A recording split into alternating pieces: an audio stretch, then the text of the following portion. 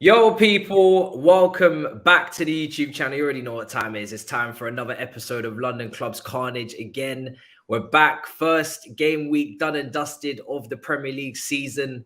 Everybody taking W's apart from Lawless, but I'm sure there's an explanation. Listen, he was up against the best of the best. It's understandable. It's not easy. It's tough out here on these streets. Although I did expect you guys to do a bit better after what I saw last time when you guys faced off. But it is where it is. We'll get into it. Potts, talk to me, bro. How you feeling? You started off the game week on a Friday night. It was a tough fixture, but you man are through. Yeah, man. We kicked off in style. They put the best on First TV. Sky Sports News, it failed. Their plan failed. They wanted us to lose because of last year's result, because of last year's Brentford result. Let's all laugh at Sky Sports because it didn't happen. What everybody wanted to happen didn't happen. We finally decided to turn up. God knows why we were put on first. Don't understand why we deserve to be put on first. We did nothing. Neither did Palace. But we put on first. I wonder why. But it didn't work out that way for people, so it wasn't so funny in the end. And we played well in parts of the game. And it was a good start, man. And to be fair, Matisse, it's a good weekend. I must admit, I enjoyed every game, to be honest. I watched all of them, either highlights or live. And you enjoyed the Chelsea game? Well impressed. Listen, I won't say that I enjoyed results of all the games because I didn't enjoy Tottenham. I didn't enjoy Chelsea result wise, but as a first game weekend, I thought it was a pretty good weekend, man. I can't lie. Lawless, you're trying to take shots. I can see in terms of. I'm just saying it was a kind of a dead game. You doing good? Yeah, I'm doing good. We got, we got the champions out of the way. We always seem to get these teams first game of the season every season. Dan wants to talk about conspiracies about people wanting Arsenal to lose. I think that Premier League must want West Ham to lose then, because every season it's one of these teams. We don't get like you lot. Look at you comfortably get some relegation fodder. Look at that slide Spurs, Southampton. Palace for Arsenal. Here's Everton for Chelsea. Palace is a tough one, bro. But Palace were weakened. Like they didn't have Elise. They desperately the striker. They had a really disrupted preseason. Mateta and Edouard.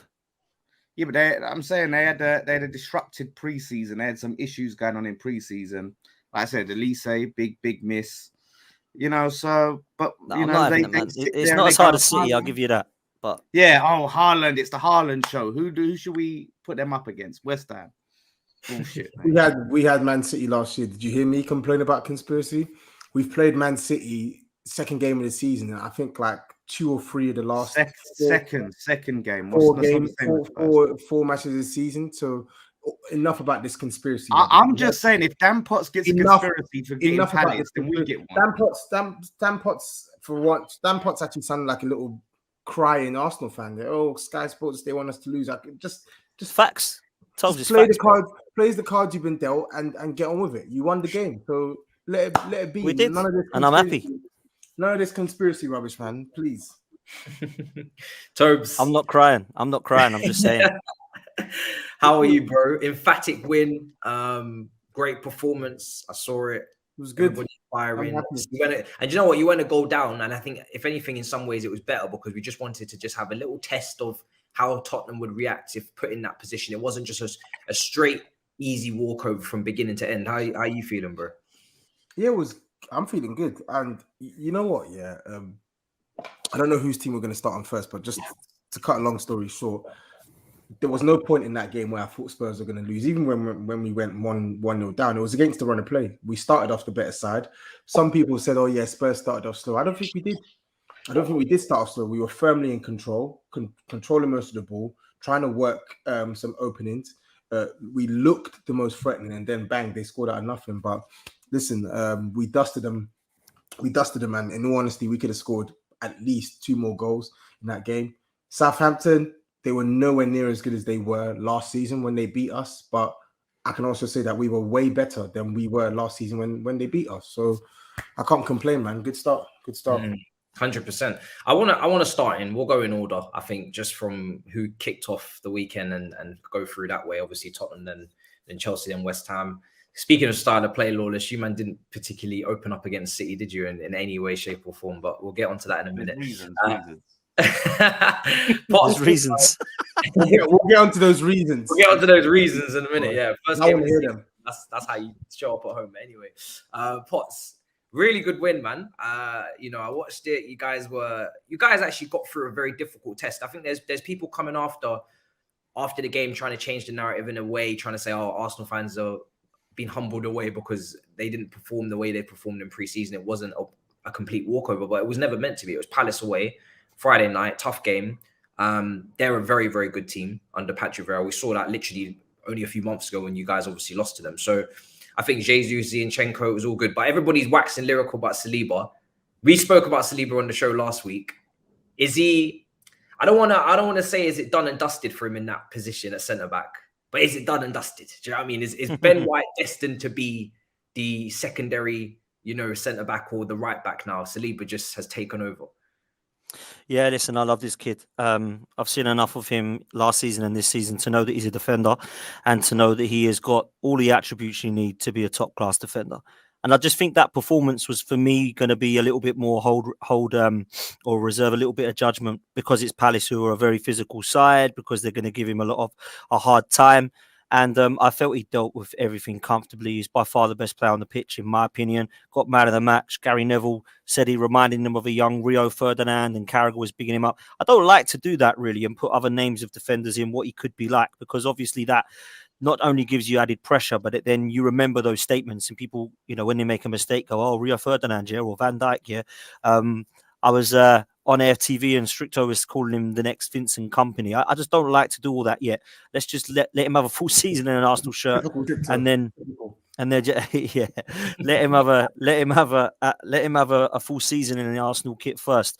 But I must say that there's nobody speaking bad about this guy at the moment, because he's performing, and if he shows off that consistency, which I doubt he will, because he's a young player, he's going to make mistakes, then we're going to have a really good defender in our guys. You asked me about Ben White.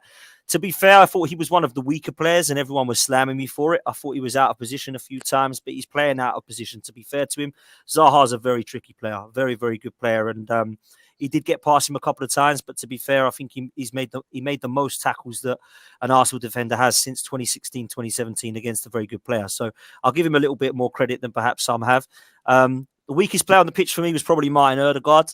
I've questioned this guy in terms of his goal scoring ability and his assists. The guy's got to shoot. He goes in one-on-one and he tries to cut in on his left. If that's Pepe, he's getting slated by the fan base. But because it's Ødegaard, it'll come. No, I need to demand the best from these players, because he should be our creative spark. He needs to get more goals. And if he's not going to shoot, he ain't going to get them. Other than that, everything else was pretty much positive. For the first 25 minutes, I thought we were really dominant. Gabriel Jesus was absolutely superb in parts of that game in terms of his play. Just couldn't find the net. Martinelli should have scored, and I'm demanding that he's another one who needs to find the back of the net, but missed, I think, pretty much a sitter, really. I mean, just needed to use his right foot, and he's tried to just hit it with his left, and he's dragged it wide. But looked good, tenacious, as always, work rates there. Saka likewise. Thomas Partey, good first half, tired in the second. So I think individual performances were great. Great to see Zinchenko. Great song, by the way, by the Arsenal fan base. Loved that. And I was really impressed in parts of the game. I must say, towards the first start... Sing the song. Sorry, Matisse. Tobs, what was that? Sing the song. I've not heard it. It's the Spandau Ballet Gold song, isn't it? Yeah, it's basically like a rip-off of our Joe Cole song, really. Yeah. Oh, is it like Joe Cole song? As I don't usual, know. completely original. You know? Oh, what? So we just copy West Ham songs now? Okay. Yeah, the Payet song. You got another one going on. Was that? No, Chelsea. I think it's Chelsea. You've got one going on. Oh, right. So Chelsea copy West Ham songs as well. Okay. Yeah, you know, West Ham are the bells of the ball, man. Everyone wants to copy them. Right, yeah, you would know. You jumped on it with the Pirates. You jumped on it with your little who was it? You with the Ozil. Who did you have? Dele. Oh my god, the embarrassment. We've got Ali, Dele Ali. Where the fuck is Ali? So what? Where was that stolen from? Which player did you sing that for? We sang it from Payet. They tried to put fucking Ali in the same bracket as Pai. No, we Embarrassing. didn't. Sorry, No, Dan. we didn't try to put Dele in the same bracket. You're doing that because we sang a song Copy about the him. song, man. Absolute nonsense. Oh, I've lost this. They butchered and Go on, ruined Bob. your song, yeah. Go on, Bob. Sorry. I'll continue. We'll come back. I to didn't that, hear I'm sure. anything you just said, thankfully, Tobes. But sorry, Dan, I just had to interject with Nice when you come. waxing lyrical about this song that was like, oh wow, we've been singing for like 20 odd years. But go for it, mate.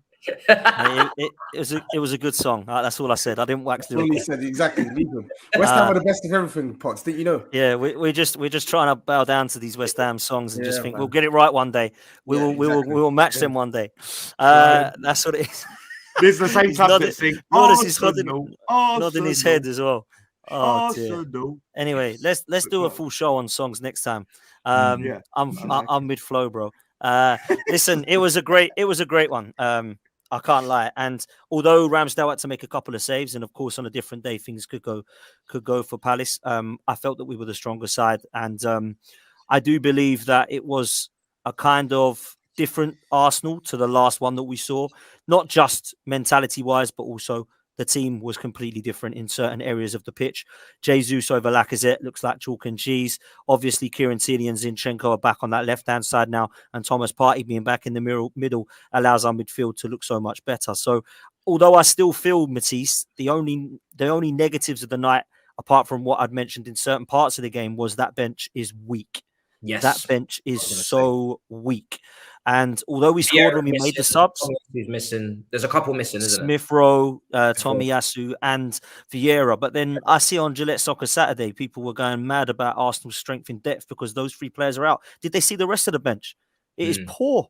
We are still 3 or 4 short, in my opinion, in this window, and I can't see that many players coming in. I could maybe see 2 if we're having a good go at it. And that worries me because if we do get injuries likewise to the positions that we had last season, I'm still not confident that the likes of Lokonga, Eddie Nketiah, Mohamed El Nini, Rob Holding can do what we need them to do, because last season showed evidence that wasn't the case. So that's my only concern going into this season if we don't strengthen. So I still feel we're a few short. But as far as 3 points go and as far as the performance goes, I think most Arsenal fans would be happy because Palace are a good side and a good outfit. And in the second half, Patrick Vieira changed his tactics to make it very hard for us. We were knocking at the door, couldn't really get past them. But certainly in terms of the 2 goals that we did score, it was enough to kill the game off and take 3 points. And then I could relax for the weekend and watch everybody else's games. It was lovely. I have to add as well, I think what I compared it to was like the resilience that was shown against Wolves twice last season, Villa Park away from home. Like you had spells where Palace were trying to get back into the game and they really were pushing in that second half, but you managed to stand firm. I definitely agree with you on the depth. I think minimum 2, probably another attacker. And a midfielder. I think Martinelli definitely. Listen, I rate the player. Of course, he's very talented. I think sometimes either he's got to pick his head up, or with that shot, like you said, he's just got to use his right and just bend it into the far corner. I mean, this is open to anyone because everybody here is an Arteta doubter. But how much credit does he deserve for the performance, the win, the changes, bringing on Tierney, bringing on Nketiah to just give that extra bit of energy back into the team there? Too late, if I'm honest. Can we relax? Too late for me. I don't like how we're talking up this win, to be honest. I don't like how we're not pointing out some of the obvious same old issues. Arsenal going 1-0 up and then, on the back foot, on the ropes, letting the other team get a chance to come into the game. Like Palace's finishing was awful. Eze's chance, unforgivable. Like how he misses that was just shocking. Absolute shocking miss at that point. He should have buried that. So yeah, really poor. They should have really had a penalty, you could say. Palace handball. Looking at in the area. That was a handball for me. Yeah. Yeah, that's several key. I think it's not like Arsenal just come in and it was, smooth sailing, they dominated, and there was several key situations in the game where Arsenal were lucky not to concede. But isn't that to be expected though, considering it's the first game of the season? Exactly. Atmosphere-wise, they're going to be up for it. I actually agree. You know what? I actually somewhat agree with some of the stuff Lawless is saying. I didn't come away from that game thinking, wow, I'm so scared of this Arsenal side. Wow, like what a fantastic performance. But what I will say is, Selhurst Park is not easy. It's not easy. It's not an easy place to go to. They thrashed Arsenal 3-0 there last year. They thrashed us 3-0 there last year. I think they beat Man United there last year as well. They beat I can't remember. They drew the City, beat United, beat Spurs, beat Arsenal. It wasn't an easy place to go. So, like, I don't think, with all due respect, I don't think the best sides will regularly, unless you're Liverpool anyway, because they smashed it. They get again. They are missing Elise, and Gallagher was a big part of what they did last season. So let's not forget they haven't really replaced him. But the point I'm making is they still showed Crystal Palace. They still showed Arsenal why this is a fearsome place to come to under the lights in the second half. And I feel like to get away with a clean sheet, 2 goals scored, I think you have to commend that as a result. You have to. It's a good result. Yeah, no doubt. It's a good result. I don't think it's a vintage Arsenal performance. Yeah. I think it was only the first 30, 35 minutes where I said, wow, like the level of football Arsenal were playing in the first 30, 35 minutes was ridiculously good. Like they were pinging the ball from left to right, 1 touch, 2 touch. Like Crystal Palace couldn't get close to Arsenal, like, and their front ways pressing, so their high press was working as well. They were squeezing Palace. Like I felt like it was a really, really energetic performance from Arsenal in the first half, but they faded out in the second half. They faded out, and like which they did a lot last season. Yeah, but I don't know. Well, they faded out in the second half, and Crystal Palace definitely could and should have probably equalized. I think if you look at the second goal, Arsenal scored as well. So deflected from Gurhey into her own goal. So it's not vintage. It's not vintage performance. I agree with Lawless, but you have to commend the result. It's a good result. Yeah, I just feel like the way they was talked up. Sorry, go on, Matisse. Sorry, I was just going to say, I think Eze, and I know you said Alicia, but he hasn't yet found his goal scoring touch yet. I think both those players, as exciting as they are, they're very exciting. Great at taking on players, great at going past players. They're going to need to work on that finishing touch this season. Yeah, they're not a finisher up, either of them. Yeah, if they're going to go to the next level, and everybody's talking about them as the next players to maybe take that step up in the next couple of years, they're going to have to add goals to their game as any forward does. Zaha, Eze's playing in that Gallagher position this season. Yeah, he was for this game anyway, and they're saying he's going to stay there and be the replacement for Gallagher. And I like him a lot. I think he's a really talented boy. But like you say, he's not the finished article. Elise, I think it's talent. I think both their ceilings is massive, but whether they're going to deliver this season or not is yet to be. They definitely need some more players in, because obviously they've let Benteke. Benteke's gone, and Jordan Ayew was terrible. Rubbish in that game. Rubbish. So crap. He had some moments of hold-up play at right wing. Yeah, no, like at right wing, second half, he absolutely put Zinchenko in a blender like 2-3 times. But then he can do that. The problem is when he goes past his marker and gets into the box, he does nothing with it. He's crap. He's absolutely crap. Crystal Palace, I think they've signed some good players over the last couple of years. I think the recruitment's been really good, but I'm looking at that attack. I think there needs to be a little bit more. I like Mateta. I think he's very, very raw, very, very raw. But I feel like he's someone who can get a couple of goals for them. It's weird. Edouard, he looks a really cultured finisher. Like I feel like he looks like he's got some tech. He's got decent feet. But whenever I watch him for Crystal Palace, I just don't think he makes his presence felt on a football pitch. So listen, Arsenal, good result. Saliba, man of the match performance. I felt he was really good in that game, but it's game 1. We need to see what he's like. It was the way that Arsenal fans talked up their team coming into the start of the season, and the hype that we heard and the results of pre-season. You would just expect more based on what we've heard, but I just saw. I didn't expect more. I'm not it's a tough place. Yeah, exactly. I didn't expect them to win. I didn't expect them to win. So the fact that they've won, I think you didn't expect them to win. I didn't expect them to win. I thought Crystal Palace. Yeah, I had it. I predicted Crystal Palace to win 2-1. Yeah, me No, and I Toby knew predicted Arsenal. 2 draws for this game. I didn't think they'd win. So fair play. Palace fair are play a to them. good team, man. They're well organized. No, but this is what I'm saying. They're a Like decent Palace team. are good, but I don't think we're going to see the best of Palace yet. I think they're going to No, be. we haven't. No, it was a good time to play them. I agree. Yeah, that's what I'm saying. Like because, like I said, they had the disruptive preseason. They've had Gallagher go. They had Elise out. They've got. But we to know strengthen that Arsenal need side and more as freshen well. them up.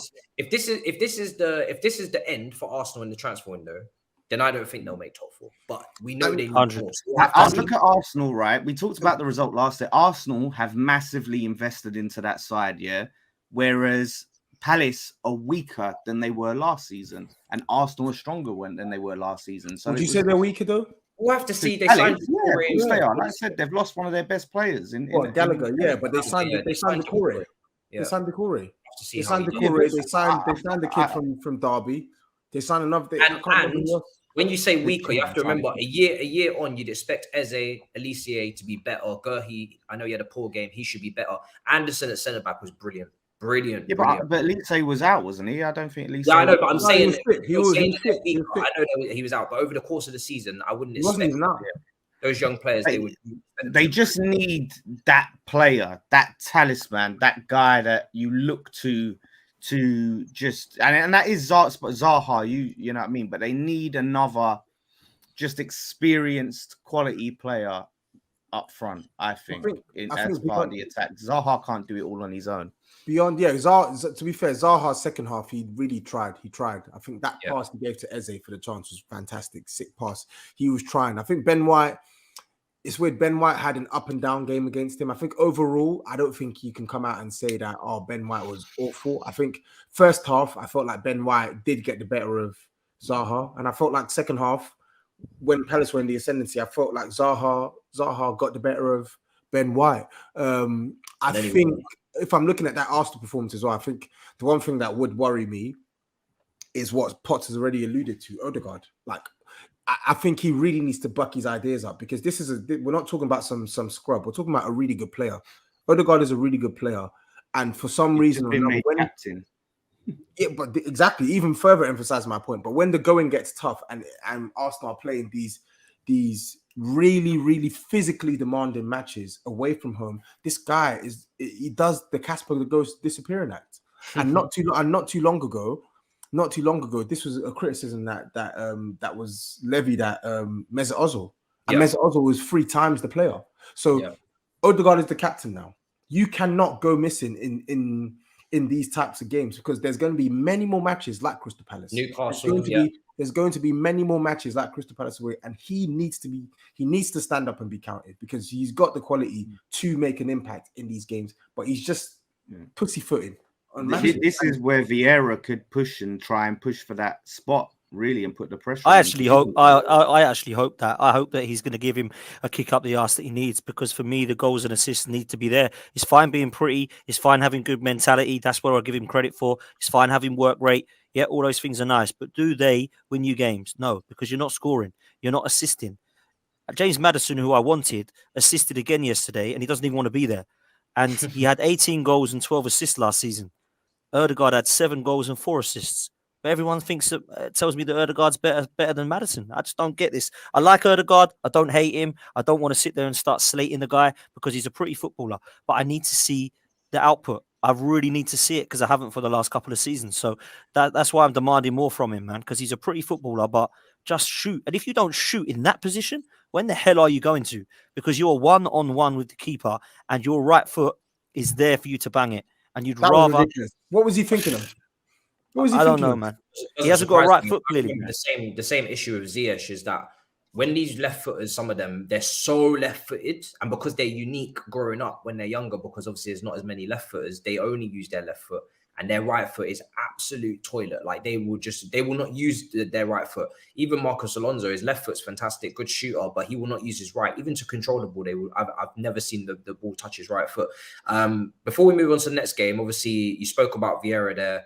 Fabio Vieira, 6 goals, 14 assists last season, 27 games. So I don't know. We'll see how it translates to the Premier League if he adapts quickly enough. But yeah, he seems like someone that maybe will have some output to him. But let's just go to Tottenham because you guys were you guys look serious, man. Kulsevski again, this guy. I mean, I saw you quote tweet Touchline Fracas about whether he needs to be considered or where he is ranked as Where one of does the he rank? Yeah, right he's a wingers baller, in the bro. league. He's a baller. Obviously, I want to see a full season from him and Diaz at Liverpool. Yeah. But yeah, man, Kulsevski's vision. If we talk about Tottenham's creativity, and I know we spoke about it a few weeks ago, maybe you could go and get a Maddison, or why didn't you get Ericsson? But maybe Kulsevski is going to help, and he'll help Kane with the creativity, and then Son and Richarlison are just the finishers, because that cross for Sessegnon was ridiculous, bro. Kulsevski has been helping since January. I think people who watch us, Spurs fans, will know that in our team, Kulsevski is more of a facilitator than a scorer.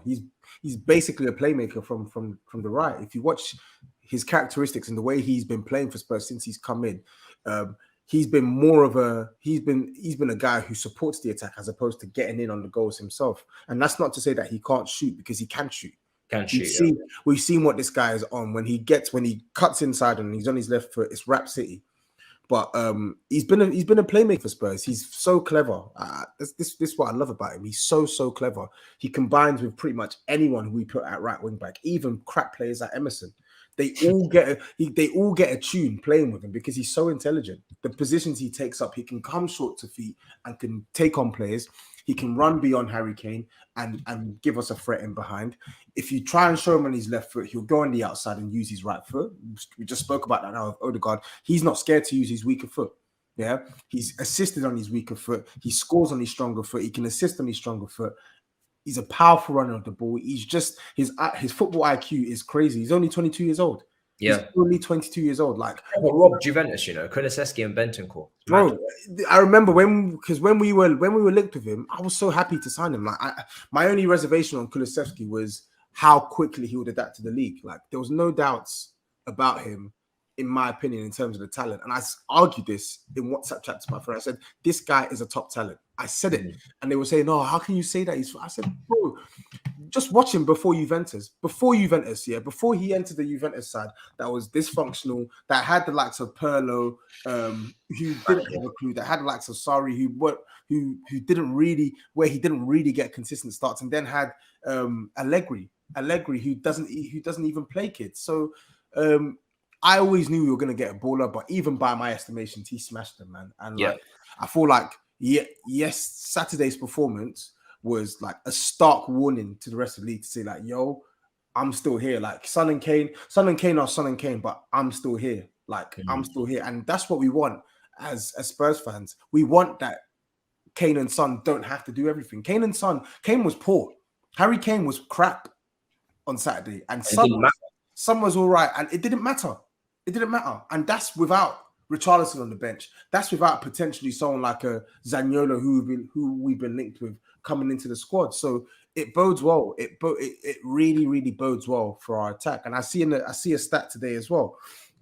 Obviously, the 4 goals we scored on the weekend inflated it. But again, we scored the most goals in the calendar year. We scored 51 goals. Man City scored 50. Liverpool scored 46. And we've added Richarlison to this attack. I think for me, what I would see as what us three would probably look at Tottenham, it was the people that were scoring the goals. You know, sometimes it's like Tottenham 1-0, oh, was it Kane or Son? 2-0, oh, was it Kane or Son? They didn't score. I was like, wow, Kulsevski, Sessegnon. And that's what Conte does. He gets the best out of the team. And when we were linked with Kulsevski when he was 20, I said, who the hell is he? And one of the guys that I know quite well does a few scouting videos. And he said, oh, I've scouted this guy. This guy's sick. Like, he's so good. I hope we get him. Nothing else happened from it. Then Tottenham got him. And he said, oh, that's going to be a good signing. And I was quiet about it because I thought, let's let him settle in. I've been so impressed with this guy. I was really impressed with him when you signed him last season. And then I thought he was by far one of the best players. I just think this guy has got a little bit of everything. And I think he's a very, very good signing. And I think I think Richarlison needs to pray one of those 3 get injured because he ain't getting in. Trust me, he's not getting nowhere near. And that's good. That's what. And this is 100%, Tobs. It's competition. And this is exactly what we want. You're looking at that front 3 thinking, how is Richarlison going to get into this front 3? That's exactly what we want. Yeah. That's what we want. That's what we wanted. Then when you have the cup games, he can. You've got a quality player like Richarlison who's going to play the cup games. Yeah, he'll start, and then he will be eager to shine in those games because that's the only opportunity he's going to get to showcase what he can do. So he should be hungry in those games, really, which gives them the depth and the strength to go in and try and launch a multi sort of. But that's why I think Richarlison makes sense because, and I was arguing with Fuad about this on the Saturday Football Show. We're going back and forth about it because obviously we spoke about Richarlison. He would have preferred like a Depay value for money. But one thing you're going to get with Richarlison is mentally, he knows he's not the starter. Is he able to actually fight and continue the fight for his place? And I think you guarantee it with Richarlison that he's going to be hungry enough to fight for that position. And he knows he might be feeding off scraps and he's still always going to be hungry to play. Whereas if you bring in another player where their attitude is maybe a bit more questionable, when they come on, they might not make the difference, not because of quality, but because of their disillusion. They're unsettled now. They're not playing. Whereas I know Richarlison and Conte are going to get something out of him from an emotional standpoint. And Conte loves his emotional merchants. He loves them. And beyond the emotion, Matisse, we'll forget. Like I think he's a good player. He's a good player. One thing Fuad needs to get wrap around. He said is he's been in this league for 4 or 5 years now, and he's been doing the business. He's literally been doing the business for Everton. We're not talking about hypotheticals. Yeah, Memphis Depay is a really good player, and I'm not even going to come here and sit here and say, oh yeah, Richarlison's X, Y, Z. But Memphis Depay is 29 years old. He plays for Barcelona now. In what world does he want to come to Spurs and be second fiddle? Do you think that he wants to leave Barcelona to be where he's currently second fiddle for Barcelona and wants to come to Spurs and be second fiddle? It's never going to happen. And again, we're talking about hypotheticals. We're talking about what Memphis Depay could do in this league. But yet you don't want to talk about what Richarlison has done and is doing in this league. What I'd be really encouraged by if I was a Spurs fan as well is the fact that the team of last season is now looking like a squad of this season. And what I mean by that is there was no Spence, there was no Bissouma, there was no Perisic, there was no who did you say, Tobs? There was someone else I've missed. Oh, Richarlison, we're just talking about him as well. I'm looking at that side now thinking, okay, and not that I think that players like Højbjerg and Skip are like top talents, but they're good squad players. So I look at that and think, maybe they're a few short still, but I do look at Spurs now and think that they have a lot of cover in a lot of positions that I perhaps thought they didn't last season. So that would fill me with confidence if I was a Spurs fan. And like Tobe said, the amount of goals they're scoring under Conte is mad because Kane and Son, we're not just talking about them now. Kulsevski's been brought into the mix as well. That front three is banging. Absolutely banging, and that is going to cause some serious problems for teams. And I don't want to be hyping Tottenham up and say that I told you so, but I told you so, Arsenal fans, because Conte can do this. Conte can do this, and he's showing what he can do with. Let's be honest, in some positions, some okay players, he's turning them into really good players now. I mean, look at the back competition. Line. I think it helps. Like Emerson Royal and Sessegnon in particularly, stood out to me. Like you mentioned, because. Really Sessegnon, I'm actually quite happy for Sessegnon as much as I hate Tottenham. Not just the goals, but he was, just a constant part of their attack. He was always just in and around what was going on and what was being created up front. And I think a player like that, again, it's just one of those things. Like you've got players that are brought in to replace you and to upgrade on your position. It's a kick up the arse. So I think that's to their benefit. So they're really going to have to fight. And this was probably like Royal and Sessegnon's one real chance to really showcase themselves and say, look, consider me, because they know like the new signings are going to come in straight up soon and they're going to get these chances few and far between. So all in all, impressive. Kulsevski was a beast, all of that. But to pour a little bit of rain on Spurs' result. Yes, Southampton were awful. The defending, it was the worst defending of the weekend. To be fair. Oh my God. Like, first of all, I mean, like that, they got their goal. Son completely at fault for their goal, got caught. I don't even think he was at fault. I think it was a blind pass. I know he gave it away, but I think it was a blind pass from Sessegnon into traffic. You should have just got rid of it. I know I think he was just Son's reaction time. It's probably a combination of both, because I think Son's reaction time was a bit slow. And then they get their goal, which is well taken by Ward-Prowse, who we were linked with. Get my catchphrase out. Mm. But yeah, ultimately, like they're just giving Spurs so much space. They were just all over the place. The own goal was one of the worst own goals you'll ever see. Shocking. Honestly, what was he doing? So it weren't a real test of I agree. what Spurs can do. So I'll be Agreed. much interested when you've got a team that's not going to give you that space. Next week, Chelsea. And this is what I was going to come to. So I said, like, it was a really good day out, but we have to take into consideration the opposition. But I think the most important thing for me was that, like, we picked up where we left off last week. That was one. Second of all, I enjoyed the fact that it was a real polished performance in absence of the signings that we've made to improve this team. Number two, and I think number three, players that we don't like seeing in this team contributed to us winning the game. So if the poor players in this team that look like they're going to stay are now starting to deliver, surely that bodes well when the better players come into this team in terms of competition and in terms of output. Now, on Chelsea next week as well, I know I already had to sort of tweet about it yesterday evening. I'm not sure if you saw my tweet, Matisse, but I can already see it now.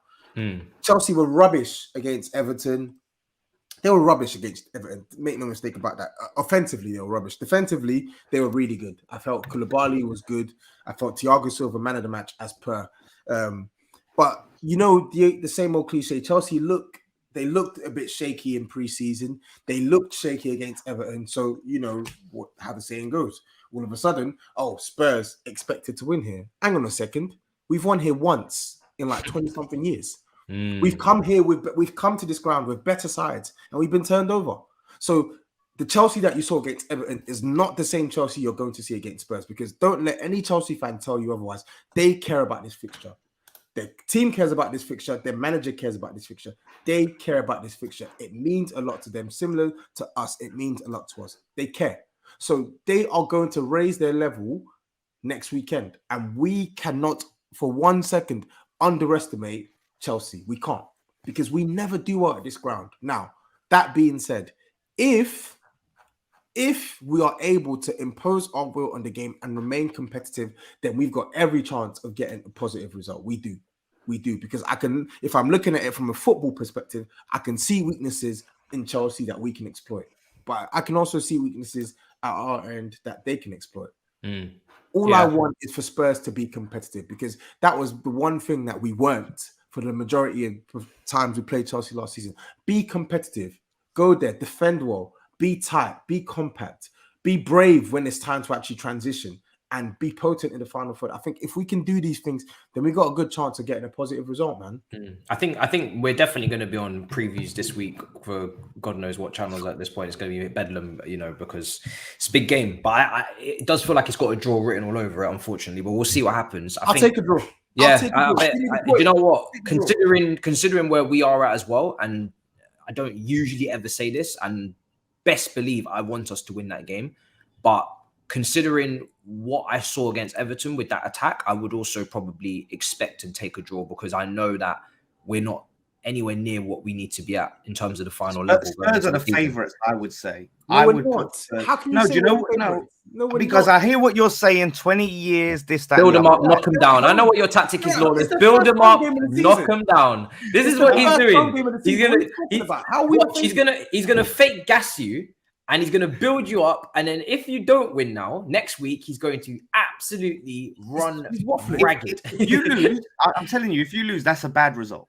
Because I don't. It's always a bad result. It's always a bad result when we lose. That's saying nothing. No, but I'm saying, like, I don't see how this Chelsea team score enough goals to, like, basically outscore Spurs.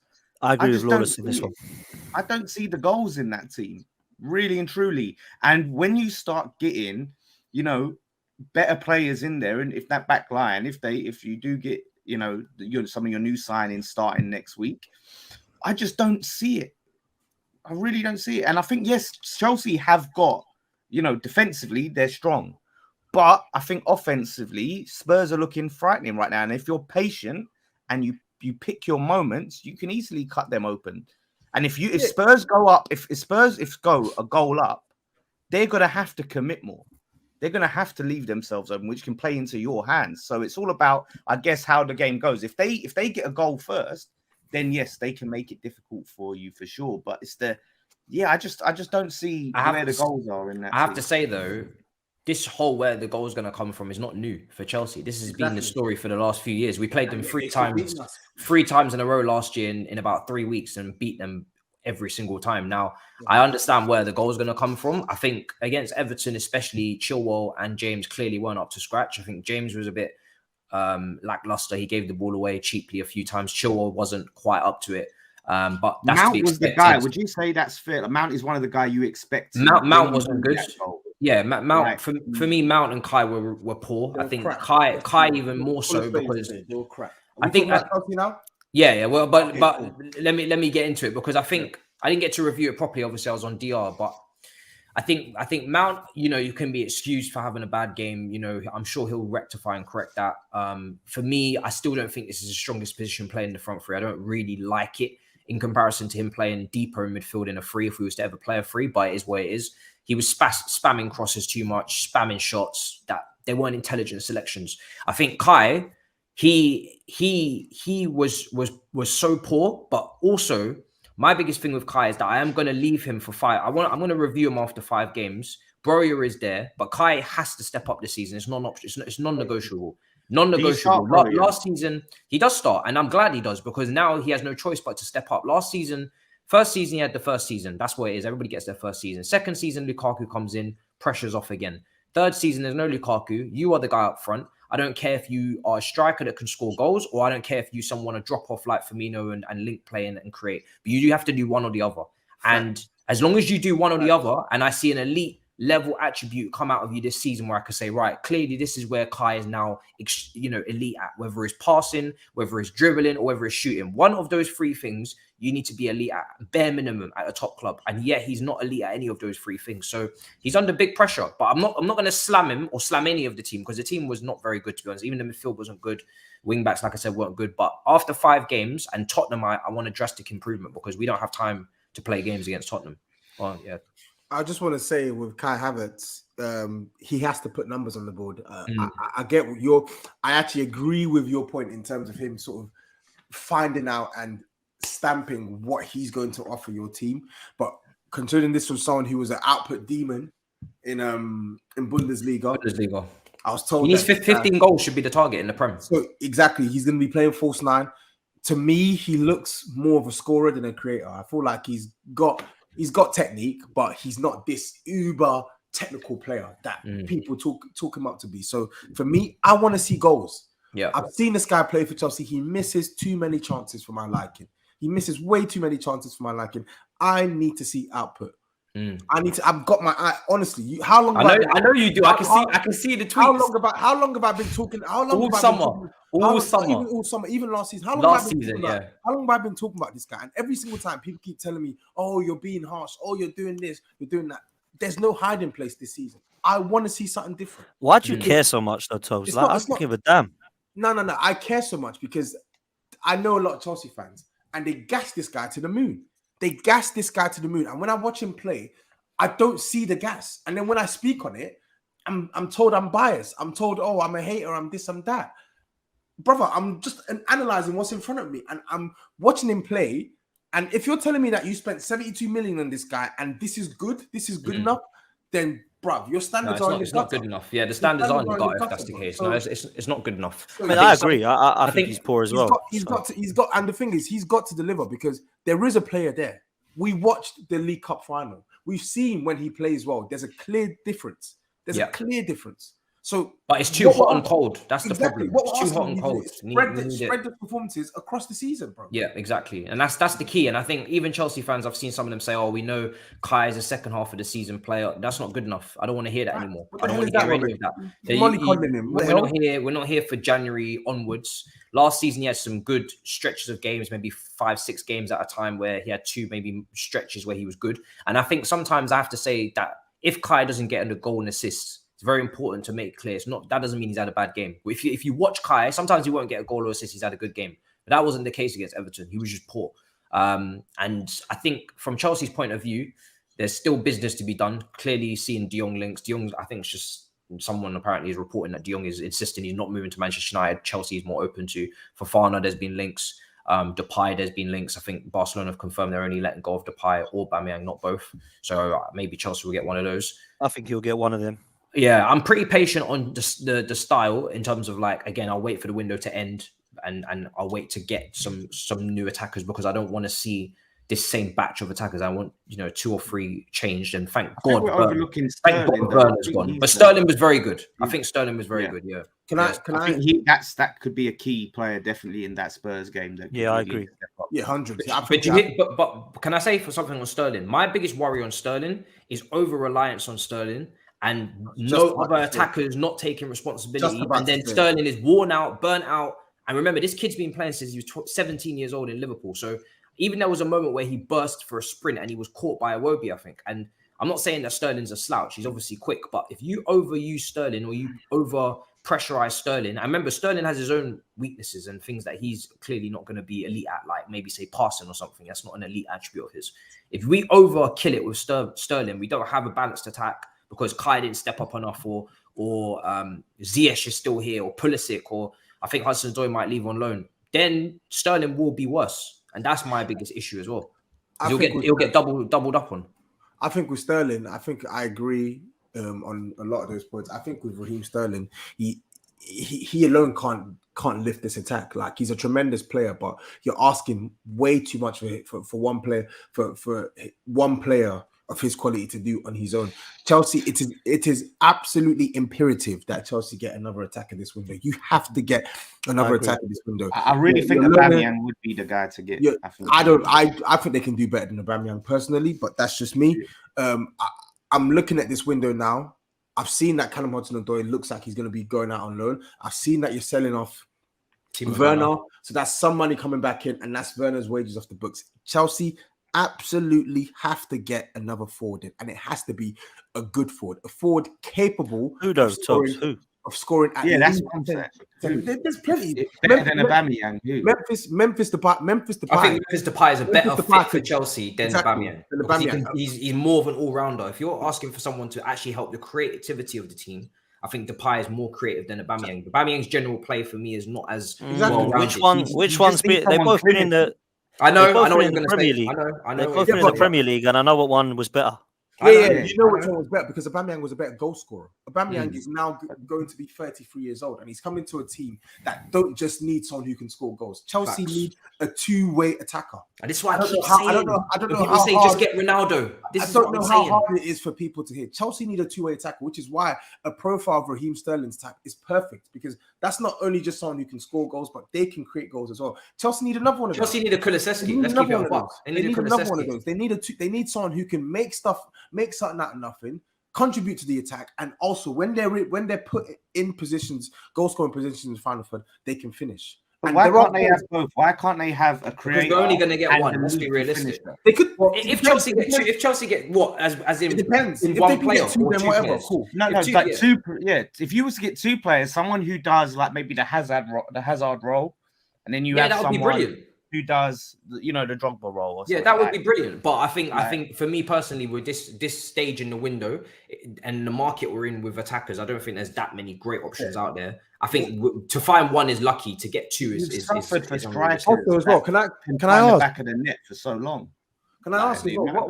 What on earth was he playing at? Playing Kai Havertz left wing and Sterling through the middle. Like I didn't really get what he was doing. That was so weird to me. Like why are? Oh, you mean Broyo from left? No. Thomas Tuchel on Saturday. It looked like Raheem Sterling was the one that had the free role in the central positions. I didn't get that. I think he trusts Sterling to receive the ball under pressure and turn better than Kai. So I think Kai was playing on the left to make those runs off the flank in behind while Sterling receives the ball centrally. I think that's what someone was saying in some sort of thread on Twitter. And when I was watching it, I was trying to deep it as well because it doesn't really make any sense. I agree. But I think that's the reason behind it. But I think Cucurella, listen, when he came on, whether people want to say 55 or 62 is up to them. I always say, I always say 55. Same. It's 62. It's 62. Yeah, but you can say 62 if you want. No, you Regardless can of, say 62. regardless, The deal is worth 62 regardless. million pounds. I don't know why you're doing it. The deal is worth 62 million pounds. It's like me saying, I may as well say Richarlison for 50, but we know the deal is worth 60. He was brilliant. And that's the type of Chilwell replacement I'm talking about. When Chilwell's not firing, that's the kind of level I'm talking about. And you could see when he came on, he's progressive, he's quick, he's snappy on the ball, good control. He's just a proper player. Set up a great chance for Sterling. Unfortunately, it was blocked. That's the kind you could see he walks into Man City's team. I saw that cross. That was a really good cross. Really good. Yeah, it felt like a cutback for City. Why are your fans gassing up that fucking mid-lateral pass that I saw the other day? I couldn't believe it. From who? I even put question marks. He must have like passed the ball into the center of the park in the middle, and they were like, "Yeah, I still can't get over this Cucurella." Because people have been suffering with Marcus Alonso. No, man, that's not good enough. That's not good enough. He's literally made somebody. He literally made a lateral pass. He's made a sideways pass into the center. Bro, he could do no wrong that day. Oh my god! Look at what we've missed. We were gassing him. I could not believe it. Wow. When he started taking his first breaths, we were gassing him, bro. We're so excited to have Cook. I've been trying to explain to Chelsea fans for so long who think I had the massive agenda against Alonso. This is the level of player I want at the club, and people are going to see it this season why we spent on this player because I need speed I need intensity, and that's what Alonso doesn't bring you. He might bring you the technique, the goals. You can hit him from a goalkeeper in terms of aerial ability if you want to build up play that way. I need zippy, intricate fluidity, and Cucurella, whoever links up with him on that left flank, whether it be Sterling or any other winger, they're going to have a good time because the guy he's good at linking up as well. He's just very interchangeable. He's good, man. I think you're not done, man. You're not done, and I think you'll get 2, maybe even 3 more Chelsea, and I think you'll look good. People are dancing in your grave. I don't really understand why. I think you're going to get it right in the window. Yeah, you got a great manager, and I can see you getting top 4. But I must admit, if you don't, then I think it's bad news. And this Havertz thing, just lastly, I don't know how many goals he scored like in his best season for Chelsea. But Pepe scored nothing good. Yes, Pepe scored 16 goals in all competitions 2 years ago, and he was 72 million, and everyone slates him. That's all I'm saying. Like, I'm not a lover of Pepe. He's not one that I look at and go, wow. But I'm just saying the hate that he gets from every single Arsenal, yeah, as well. But neutral fan is like mad to comparison to Kai Havertz, who was hyped up a lot more than Pepe, and he's come into the mix and has not got those numbers even for one season. I think that the critics is fair, man. He needs to turn it on. I think I think the left-sided, Cucurella, I think he came on, he looked bright. Zinchenko as well. I think he looked really good for Arsenal in the first half. Like, I felt like he's so comfortable with the ball at his feet. He can play one touch, give the ball to him, bang, he'll play a pass. And I feel like the one thing I like about the likes of Cucurella, Zinchenko is when they're on the ball, or when their team's in possession, all they think about is, like, how can I do the best I can to sort of get this team progress to play forward? Yeah, and I think that's what you want. That's what you want when you're attacking sides. I still think the price for Cucurella is mental to me. Like, I'm sorry, it's madness. But listen, nobody will be talking about the price if he goes to Chelsea and does his job. I think we're starting to see though that we in the Premier League don't do discounts like they do in other leagues for in-league transfers. I see teams in Bundesliga, teams in Spain swapping players, and it's almost at a discount, whereas Premier League teams are charged more, even though they're not direct competitors. In this league, Richarlison, Cucurella, all these players, they're overpriced, but that's because we're direct competitors and every Premier League club has money. Cucurella wasn't for sale. The only reason why he was linked with Man City is because obviously City needed a left back. He put in a transfer request, and that's where it began. So it's not like Brighton needed the money. Remember, this is a guy that signed last season, so he's on probably a 5-year contract. He's got 4 years left. Fofana just signed a new contract till 2027. You want him 80 mil. Clubs don't need to sell because they're not broke. So at the end of the day, if you want quality and Premier League proven, same with Richarlison, you have to pay money. And the only deals that have been cheap are the ones that are a year left, whether it be Basuma, maybe contract running down there. Jesus, contract running down there. Sterling, contract running down there. Yeah, I agree. So that's how it goes. You got to pay up. You got to pay up. I didn't get that. I'm so happy as well that Brighton stood firm on Man City, because I remember we were talking about it, right? And City were almost trying to bully Brighton into taking 40 million. No, you got the money. We've seen what you've paid for John. Well, we know how much money they We've make. seen what you paid for Jack Grealish. Give us the 50 million for Cucurella. Keep it stepping. 100%. 100%. I respect crazy money, but I respect that from Brighton, man. Good. And I think for me as well, I think for me, I'd rather take the extra money on Cucurella than take a risk right now, because we can't afford to take risks. We've already fucked up enough in the window. But let's finalize with the last game. West Ham City. Robbed, man. West Ham, weren't they, Lawless? Yeah, we was absolutely robbed. No, it was. Come on, Lawless, give us the boss. How could Gundogan compete with the likes of Souček on the pitch? Oh, for fuck's sake. Fuck me, man. Listen, this guy. I'm so sorry for Gundogan. Like, he was competing with one of the best midfielders in the league, man. All weekend, I've been hearing this Souček chat from this guy on WhatsApp. Listen, there's no reason to slander Souček today. It was all right. Look, it was a shit game.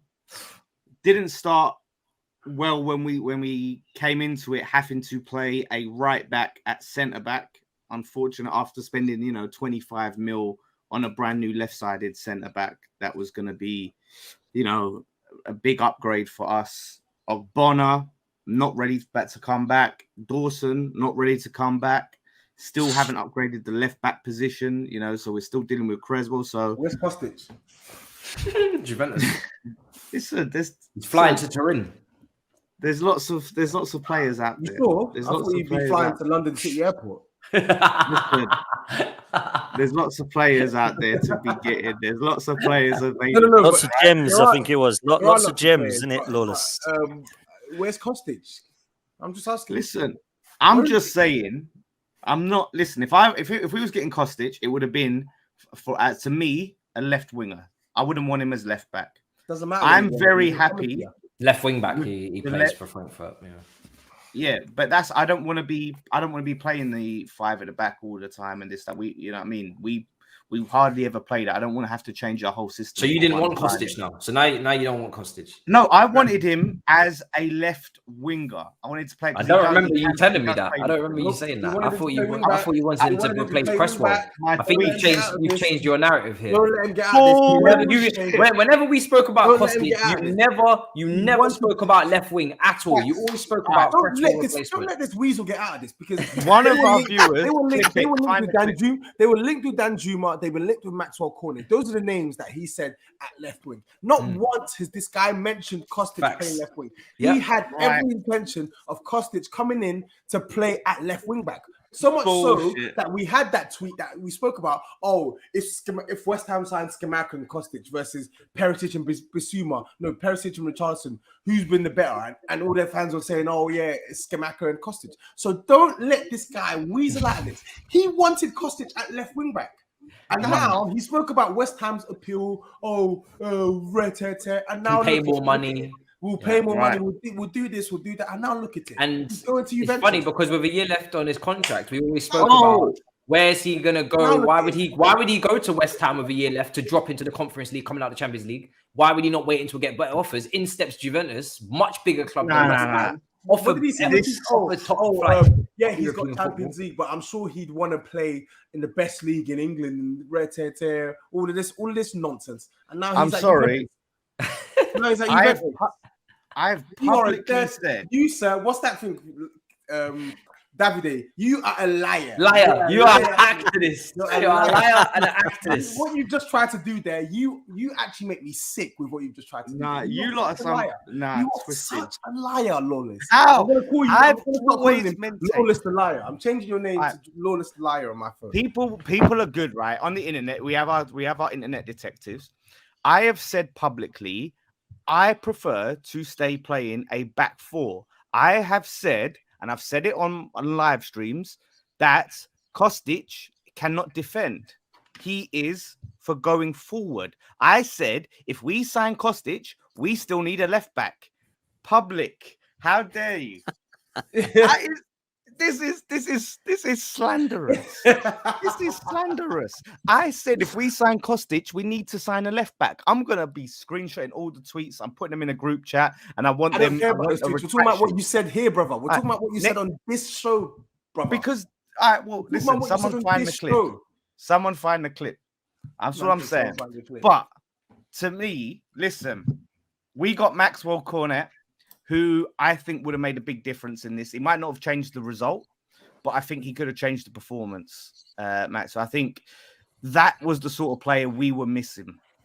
Going forward, like Fornals, Lanzini, awful. Lanzini, anonymous in that game. Terrible performance from him. And even Bowen was off the boil. Like, one of our best players. He just weren't at the races. He barely got involved in the game. And we needed someone like Maxwell Cornet who has that directness, who has the pace, who has the technical ability there to be able to capitalize on with our counterattacks. But we didn't have that. That was a big miss. Antonio, clearly not fit. Yeah, goes off injured, by the way. So obviously, first of all, we're playing right back at centre back. We lose our goalkeeper and have to make that change. We lose Antonio. Well, we'll come back to that. We'll come back to the goalkeeper. I'd love to. I'm ready. I'm ready for this nonsense. But so look at it. So this way, we're already facing an uphill battle, playing the champions of England, who now have signed. Do you think you were too? Do you think you were too negative, or did you do that because you were afraid of the threat of Haaland in behind? And then even with that goal that he scored, we saw that if you leave too much space, he runs in behind, he kills you. I think we were to an extent, but I just feel like with the way that we had to set up the players that we had available, I can't see us going toe-to-toe with them and being able to cut them open at this stage. Like, if the game was later in the season and we had certain players, like we did last season, I don't think we was in a position to do what we did last season. I just feel, and I said this before, I said this last week, I didn't feel like we're ready for the I remember you saying, and I've said we'll start slow. And this is the problem. Like, you look at them, they're looking sharp. Like us, we were just like all over the place. Like Creswell, great. He's done what he's done for us. He's been here a long time, blah, blah, blah. But we can't be starting him at left back this season if we want to progress. We cannot. So, mate, when you get Kostic, he'll be out the team. When you get Kostic, you play back three, man. You're West Ham. Kostic can't defend. Why am I getting Kostic? Yeah, but you'll play a back three because you have played back threes many a time on the day. And there were so many left backs knocking around in the Bundesliga. There was the one that went to RB Leipzig from Hoffenheim. There was Angelino. Yeah, Rom. There was Angelino, who's just gone to Hoffenheim from RB Leipzig. There was a lot going on. This quite a few, Sosa, Stuttgart. I don't know. No, man. They were convinced that Kostic was going to join West Ham. I mean, why wouldn't he want to drop down two tiers of European competition to join one of the best teams in the land? Why wouldn't he? Are you guys getting Onana now? Look at this tweet at the Lawless.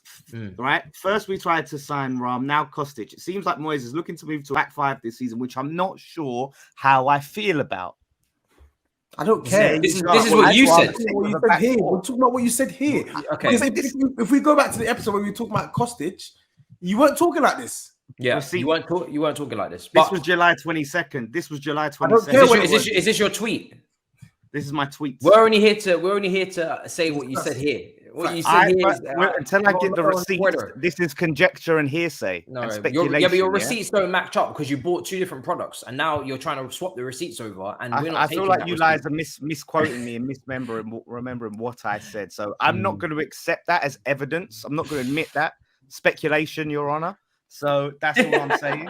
That don't count until I see the recordings. We're not accepting that. We're not admitting that into evidence, right?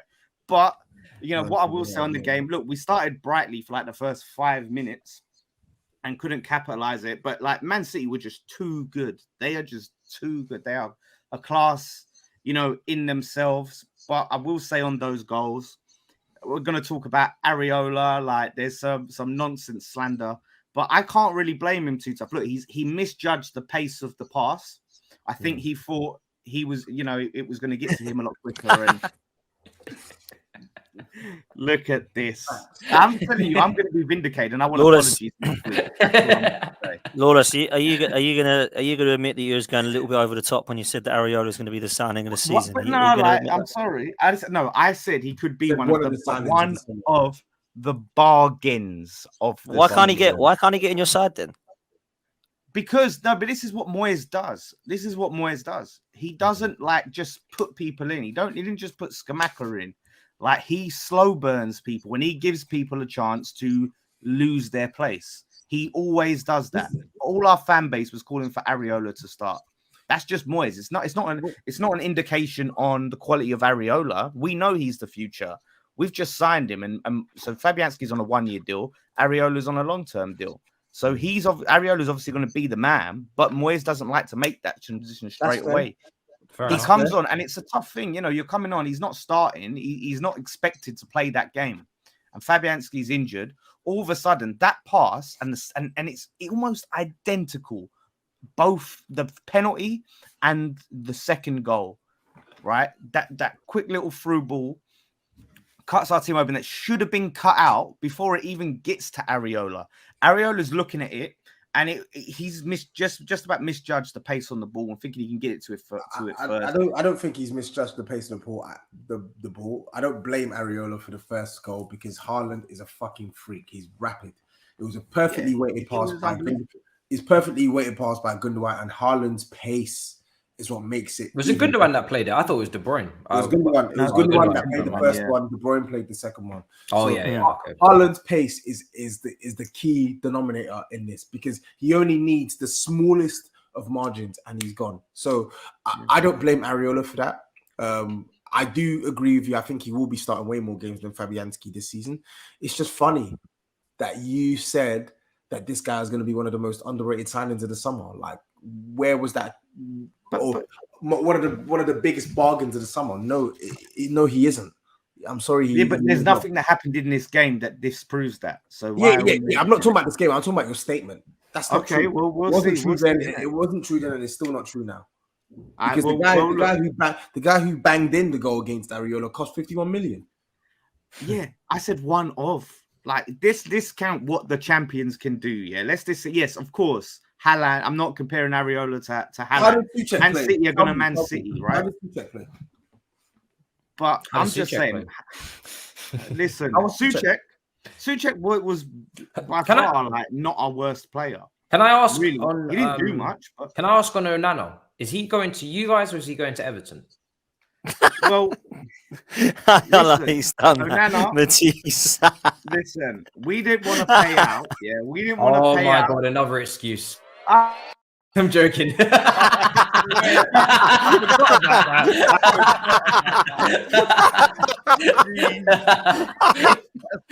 actually thought you were serious. No, but to be fair, I think we made the right decision on not bowing to that money because look, he's one for the future and he's one. Look, I would have liked him, but paying well over 30 million and him wanting like 70k a week as a 20-year-old, that's a risk, and that's not a risk we need to take. We need a player to come in and push Suchek this season. We need that now and not the future. You know, so he would have been one for the future. But look, so although I wanted him, I'm happy that we're putting our funds elsewhere. Let's talk about positives, right? Because look, we lost the game, but I think, you know, we'll win the war, you know, because Scamacca come on and boy, man, oh my God, what a breath of fresh air. He looked good. What a breath of fresh air to have a proper striker. And it just shows that the Haller comparisons were so lazy because when I watched him, played nothing like Haller. You know, the way that he was linking up, making things happen, pass and move and run. And I think a lot of teams are going to regret not going for him. Man United need a striker. They're linked with Arnautovic. Chelsea maybe need a striker as well. You know, so no, I think Scamacca's, you know, very good. I think he's going to do very well for you. I think right now, banter aside, judging West Ham now is a bit harsh. Obviously, tough game, first game, best time to play. We'll see what you do the next couple of weeks. Yeah, big time. Like, I'm sorry, like, look, Antonio, you know, I love him. I absolutely love him to bits, but Scamacca just gets in front of him, right? Scamacca, obviously, already. I'm sorry. Like when I look at what this guy did, right? He signed late for us. He hasn't had much of a preseason. We probably wasn't. Moyes would have probably brought him on like the 80th minute or something. Was hoping to give him a little run out, right? He weren't expected to have to bring him on as early as he did, and for him to look as sharp already and to slot into the team, and then we add in the other components like Cornet coming in, and I think he's going to do bits for us, and just like his intelligence, his positioning, the balls he was making, like he was literally like switching up the play, putting balls out wide, and then running into the box. Like honestly, I was so impressed with him in that short period of time, and it's a proper striker. Antonio is a very effective player for us, but he's not a proper striker. And that's the difference. And like I said, I'm excited to see Cornet coming in because I've said to people, I think he is going to be a very good signing for us and just what we need. He's going to make all the difference. We can't be having Lanzini starting. It's looking like Ben Rama could be going. Yeah, I was going to say that. Yeah. He actually lifted us, actually. Him and Scamacca, when they came on, we started to grow back into the game a little bit and make things happen. But once they got that second goal, it killed us. The game, yeah. Well, yeah, Ben Rama, quality, happy with that. Nottingham Forest next. That's going to be more of a test. Listen, as Dan Potts and his crew say, free hit, free hit, as you know. There you go. Well, hopefully now this Dan and Lee judges. I don't say that. I don't say that. Hopefully Lee said it, and you're affiliated with Lee, so so I have the same as Lee now as well. You get guilty by association. Yeah, we're going to go in and Lingard. Yeah, you all got onto me about Lingard, especially Tobs. This makes sense. He was shit for Forest. He was anonymous, did nothing. So was your boy Supek. So was Declan Rice. So was Lanzini. So he was playing the champions. Yeah, he was playing so the what? champions. And they're playing one of the most informed teams in 2020. Yeah, I'm not gonna lie. In terms of gap, in terms of gap, you to Man City and Nottingham Forest and Newcastle, probably the same thing, positions wise. What kind of statement is Lawless, making? Did you not say a few weeks ago you wanted Lingard, and now he's going to be the flop of the season because he's not. And also, you said that you wanted. Also, you said that you wanted Broja, and now you're very happy with Scamacca, who you didn't want Scamacca. But hopefully now this means that you don't want Broja anymore. You could focus on Scamacca. Listen, I would still have Broja. No, that's fine. Broja's heard you talk like this. That's enough now.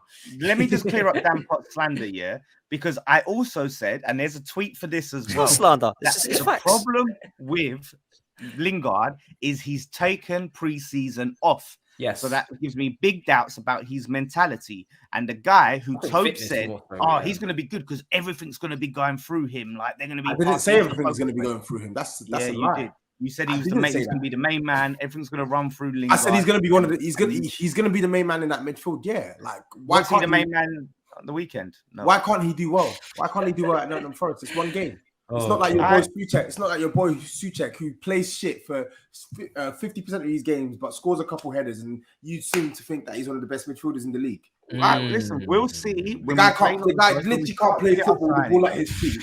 But yeah, he's meant to be one of the best midfielders in the league. Make it make sense to me. Mad. Listen, we're going to wrap up because I know that you two are going to get into a big argument in a minute. But listen, we're going to wrap it up. I promised Potts a certain time. And to be honest, I got to put this out today. If I let you go any longer, it will come out tomorrow. So yeah, Potts, let them know where to find you, man. Pleasure as always.